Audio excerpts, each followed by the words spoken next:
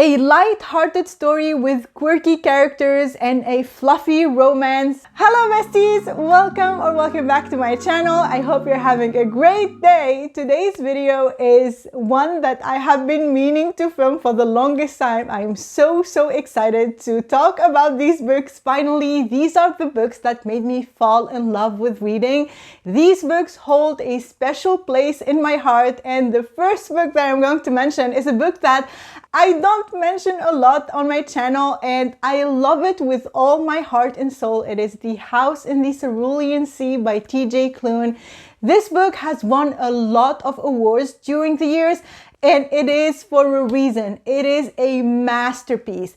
I love this book to pieces. In this book, we follow Linus Baker. He is 40 years old and he leads a quiet, solitary life. And he is a caseworker at the department in charge of magical youth. He oversees the well-being of children with magical gifts in orphanages. And he receives a mission to go to an orphanage that is located on an island where 6 dangerous children, as they classified them, live along with their mysterious caretaker to make sure that these kids and their powers are not a threat to humans on Earth and are not going to bring the end of life, basically. The story was so enchanting, so heartwarming and touching, with the most endearing found family. The characters are among the most charming, lovable characters ever, and the banter was so well written. I got attached to the character and cared a lot about their well-being and their emotions, and I wanted them to be happy. And I also loved the humor in this book. The humor was so good. I laughed out loud so many times during the book. It has one of the best dialogues ever, especially the dynamic between like grown-ups and kids. This book is a sort of slice of life book. There are not a lot of like intense action-packed scenes. We are just following Linus as he discovers this orphanage and the gifts of these children and tries to understand how things work there and tries to connect with them. But it is so full of human emotions and good banter that you will get attached to the storyline. And I love the message behind this book, because often people that are different, they inspire fear and misunderstanding and therefore receive hate and abuse. And that was so heartbreaking to read about, but it was so well written and very well handled. This book will definitely make you fall in love with reading, and it will definitely be one of the books that you go back to whenever you feel down, whenever you feel like you need a big warm hug. This is it. The next book that I'm going to talk about is a book that I have never mentioned before on my channel, and this book is one of the most heartbreaking romances that I ever read about. It is The Stationery Shop by Marjan Kamali. And when I tell you, you need to read this book, if you are in the mood for it, you need to read it. This story centers around a young boy and a girl. Their name is Bahman and Roya, and they fell in love in 1953 in Iran. At that time, there was a great political turmoil and things were not safe. But the thing that these two people have in common is their love for reading and their love for books. And they often meet in this stationery shop where they pick their next reads, hence the name of the book, because they fell in love. They first met each other and fell in love in the stationery shop. And a few months later, on the eve of their marriage, Roya accepts to meet Bahman at the town square when violence erupts and people begun to run everywhere. And in that chaos, Roya never meets Bahman. He never shows, and she couldn't find him. And after that, she tried to contact him many times, but her efforts were fruitless. And as the days go, she gets an opportunity, because she's an excellent student, to continue her studies in the US. And her parents encourage her to do that. And with a very broken heart, she moves to the US to a college in California and starts a new life there, never knowing what happened that day. She never got closure, and she starts a new life and time goes by. This brings tears to my eyes just talking about it. And about 60 years later, an accident of fate leads her back to Bahman. Talking about this brings so much emotions because I remember what happened, and this book has a special place in my heart because it was so emotional, because it felt so real, and I felt for Roya and I felt for Bahman, and we are following Roya, so we don't know, we are in her head and we don't know what happened that day, and it's so hard to continue living without having any closure. It was pure torture. I felt Roya's loss and struggle, and the writing style was so poetic that made me sob so hard a lot of times during the book. It was so heartbreaking. This book will pull a lot of emotions out of you. It is very well written, and the ending, I would say it was peaceful.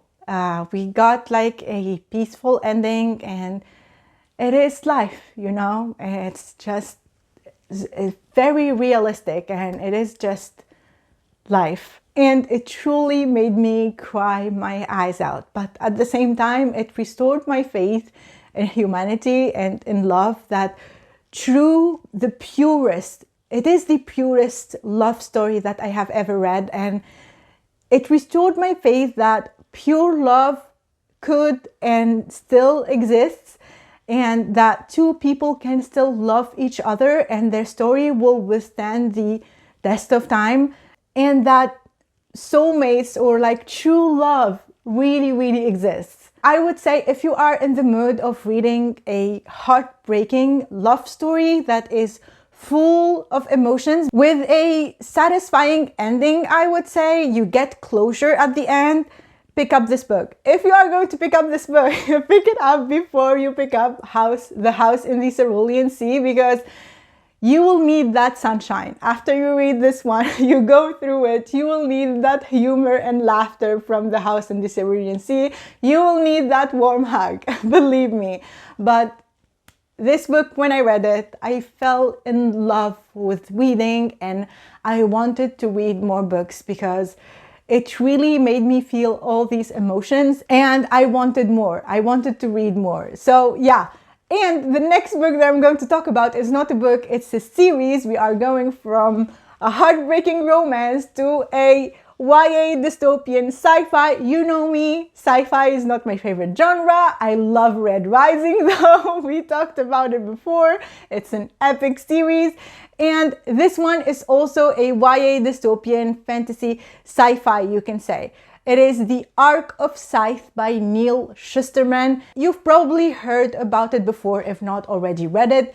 If not, in this world, humanity has conquered everything. We've conquered hunger, we've conquered all diseases, war, and even death. And you can already predict, because of that, we have the problem of the growing population. And because people do not die like by natural death, they need to find a solution. And because of that, a system was implanted. So only the organization of Scythes is allowed to take human life. And these, you can say, are a group of highly trained assassins. They have like a quota each month, I believe, of humans that they need to kill to keep the population stable and under control. And of course, they have a set of rules that they need to follow that regulates their activity. And we follow our two main protagonists, Citra and Rowan. They were chosen to be a Scythe apprentices, and neither of them wants that role. And because of that, we have a lot of training scenes and trials that I loved in this series. And from there, they start to discover the corruption that runs deep into this Scythe organization. Because of course, we are advanced, we have all this technology, but we are still humans in here, and most of the humans crave what? They crave power, they crave control, and a lot of humans will do anything to gain that, to attain that. So basically, we are living and learning about a world where there is no natural death, where we have very, very advanced technology, but at the same time, we have so many dark twists that happen in the Scythe organization. The storyline was so amazing, so compelling and thought-provoking, and it will make you question human ethics. There is a huge world building where the conception of death is different. There is action in every page, intrigue, politics, and also a villain that was so well written. I hated that person with passion, with every blood drop. If you want a unique storyline that will grip you from the first chapters, and that will make you devour the pages, I highly recommend the Arc of Scythe trilogy. This is one of the rare series that is very hard to forget. And I also believe that this will make a great movie saga, if of course they don't mess it up. So yes, highly recommend the Arc of Scythe. The next series that I'm going to talk about is one of my absolute favorite witchy series. It is Kingdom of the Wicked trilogy by Kerri Maniscalco. And specifically, this is a great series to pick if you want to fall in love with the enemies to lovers trope, because the enemies to lovers here is a chef's kiss. I love them so much. Emilia and Wrath are among the top protagonists that I read about. In this story, we follow twin sisters, Emilia and Vittoria, and they are witches, and they are living in hiding on an island among humans. And one night, Emilia's sister Vittoria goes missing, and soon enough she finds her body desecrated beyond belief, and she's of course devastated, and she is set on revenge. She is set on finding the killer and revenge her sister's death, even if that means using dark magic that was long forbidden. And because of that, because of the dark magic ritual, she finds herself in front of Wrath, who is one of the wicked, which means that he is one of the princes of hell that she has been warned against since she was a child. And she finds herself obligated to join forces with him so she can solve the murders of the women across the island, because Vittoria was not the first one to get murdered. When I tell you, once I started reading this series, I couldn't put it down,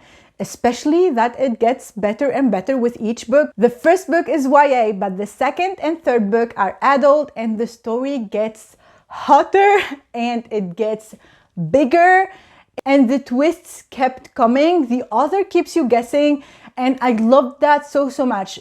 I have never seen the twists coming. I have never guessed what is going to happen next. They are so good. And the banter and bickering between Wrath and Emilia was a chef's kiss. And the world expansion that we got in the other books with the other houses of sin and the other princes of hell was incredible. I didn't want to leave this world, plus all the betrayals, the deception, the scheming.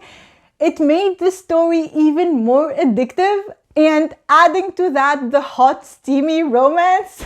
Such an amazing series that will 100% make you fall in love with reading. Kingdom of the Wicked, you need to read this trilogy. The next book series that I'm going to mention, of course, this video will not be complete without me mentioning these books. You already know, I already talked about these books multiple times. The ACOTAR series and Throne of Glass. I'm going to hold Throne of Glass because I have it here. These are the books that made me fall in love with reading as an adult again. These are the books that got me back into reading. I love these books. They will forever hold a special place in my heart. Both of them, ACOTAR and Throne of Glass. You cannot make me choose. I love both of them so much, equally for different reasons, but equally. Not one day passes without me thinking about these books, and I have them here next to me when I'm working on my desk, and I look at them multiple times per day and remember like different characters and different scenes. And even when I'm reading other books, something happen or a character appears that reminds me of them and I connected to these books somehow. And just Sarah J. Maas, she can write characters that jump off the page and feel like real people that you become friends with, and you love them and you connect with them and you cheer for them, and like I feel like I would die for them. I love these characters so much, and the plot line is so compelling, and the world building and the vast cast of characters will pull you in instantly. 1 second you are here, once you open the book, you are transported into Prithian or Aurelia, and it is so magical. It is so mind-blowing. These are so unique. The way they transport you, the experience is so unique. If you haven't read them yet, I highly doubt it, but if you haven't read them yet, you need to. You need to. Believe me. And I would say if you want more of a fantasy romance with more romance, then go read ACOTAR. If you want an epic fantasy that will blow your mind with things that you cannot even fathom, go with Throne of Glass. But both of them are epic. You need to read these books. Next up, I don't want to mention one book, but I want to mention a genre, 2 genres. The thriller genre and the cozy mystery genre. Thrillers because they are so fast-paced, and the mystery, the enigma that is the main plot of the book will keep you turning the pages and guessing and wanting to know more, because in your mind you're like oblivious to what is going on in this book, and that curiosity will make you binge the book faster. And the second genre is cozy mysteries because I adore this genre with all my heart and soul.